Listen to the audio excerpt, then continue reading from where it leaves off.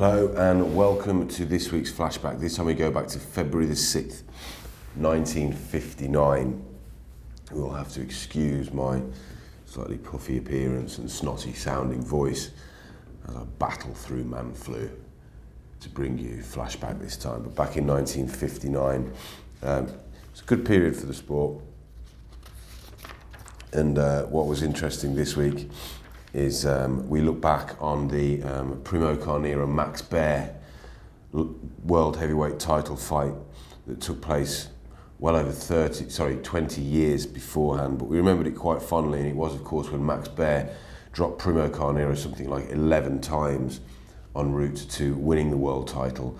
At one point they both tumbled to the canvas, their limbs were entwined and they both lost their footing, and as they both hit the deck, Max Baer said to Primo Carneiro, perhaps somewhat unsportingly, last one up is a sissy. Of course, Carneiro was the last one up. He would be stopped in the 11th round, and Max Baer would be the new world heavyweight champion, losing his title to Jimmy Braddock.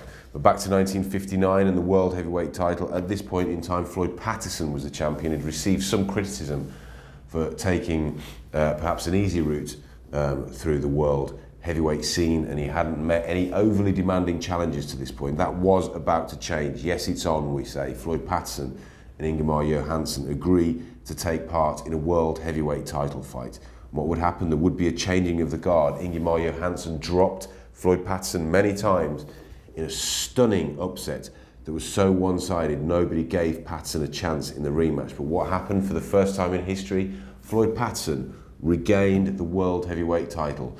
So for a while, Floyd Patterson was the youngest heavyweight ever to win the world title, and he was also the first man to regain it. Of course, Mike Tyson would beat his record to be the youngest champion many, many years later, and Muhammad Ali would surpass his record of winning the world title the most times when he won it 3 times, when he beat Leon Spinks in 1978. Something else to focus on here, Willie Pep's last fight, still to this day regarded as probably the best featherweight of all time. Willie Pep, of course, that defensive wizard, elegant as boxing can be, Willie Pep. But he had just lost to Sonny Leon, outpointed over 10 rounds, and that bout followed a loss to Hogan Kid Bassi. And we thought it was the end for Willie Pep. He announced his retirement at the age of 36. We agreed it was the right thing to do, but he would come back, as so many people do. In 1965, 6 years later, embarked on a minorly successful return against fairly nondescript opposition. But Willie Pep was always a pleasure to watch in the ring. And I think that will just about do it for this week. Hopefully next week I'll be fighting fit. But right now I'm going home to bed because I feel horrendous. Thanks for watching.